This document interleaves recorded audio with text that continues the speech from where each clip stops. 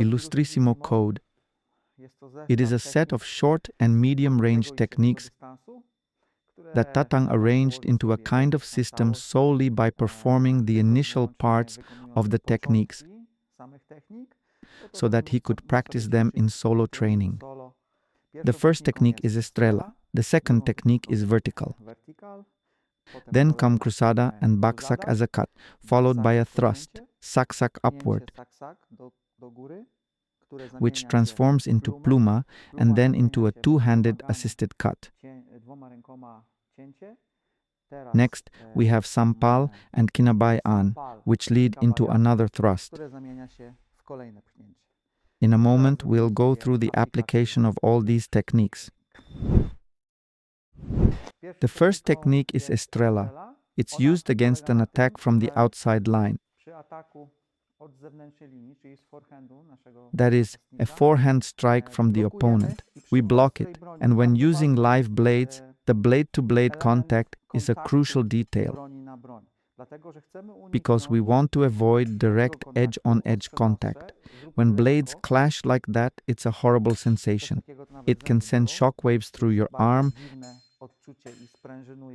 and with sharp weapons, they might even bind or get stuck. We also don't want to block with the flat of the blade. In that position, the wrist is too weak and won't hold. The angle of the wrist and arm just isn't strong enough to stop the force properly.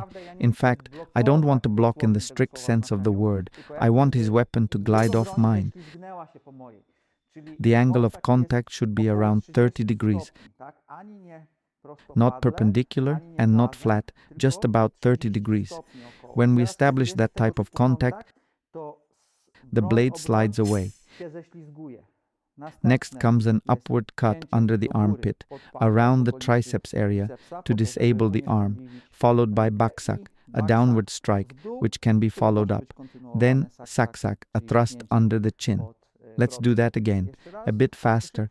We move off the line, hop, and there's the action right here. The next technique in the combination is vertical. A vertical block. Same attack, a downward cut, followed by an upward thrust. Again, I step off the line using my footwork. Slowly now. The angle has to be correct. Not like this, because if he strikes here, I won't be able to hold it. I want the first contact to be on the strong side of my weapon. With such a short blade, we can say the weapon has two parts, a strong side and a weak side. Ideally, we want to engage his weapon with the strong side of ours. Whether we're meeting his strong side or weak, his blade must slide off ours. My other hand assists by pushing the cut away, and I follow with a thrust to the throat, all while continuing to angle off to the side. So, block, redirect, and thrust. The next technique is Cruzada, and today we'll use Cruzada as a defense against a backhand attack targeting the artery. Here's how Cruzada looks. Again, we make 30-degree blade contact, and just like before, my left hand pushes the attack away, followed by a counter baksak, a downward strike, and then an upward thrust, saksak. As the partner attacks, we move off the line. Now, the sound is important here. If you hear a dull thud like this, it means the angle was wrong.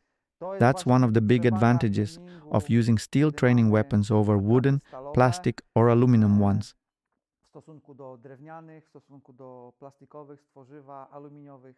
With steel, you can actually assess whether your blade contact is correct.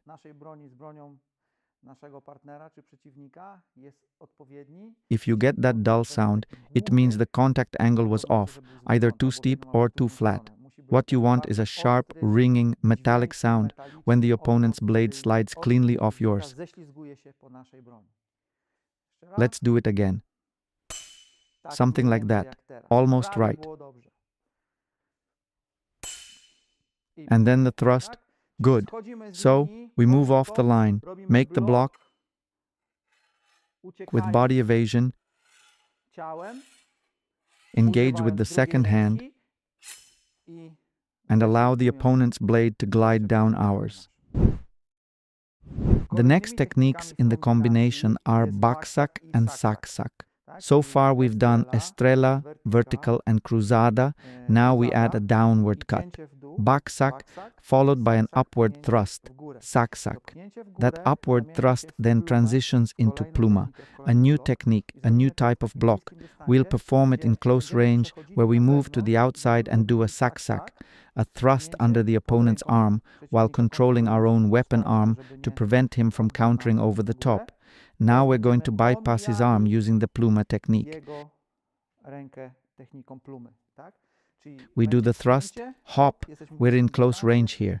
Working from this position, hop, we thrust, and now with Pluma, we go around his arm without retracting ours.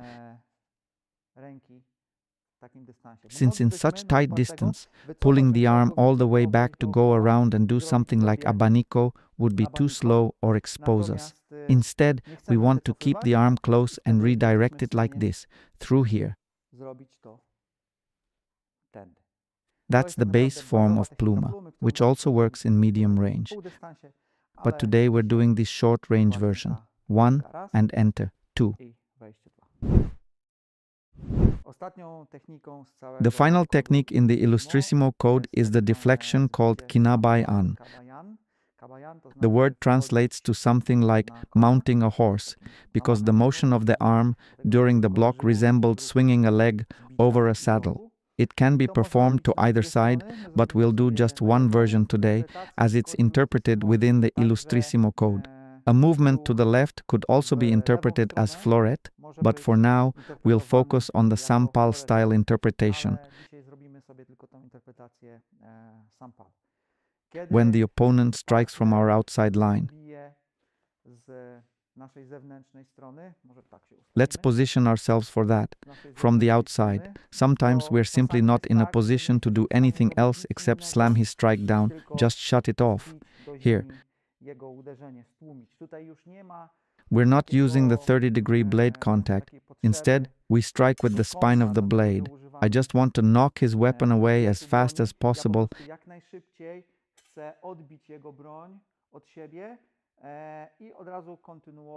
and immediately follow up with an upward power strike. This is aldabis, a reinforced upward cut using the support hand. So when the partner strikes, I go 1 and enter upward 2. It's almost a last resort technique for when everything else fails. Now slowly, I'm here. I bat his weapon down and immediately respond upward, stepping offline. Again, 1.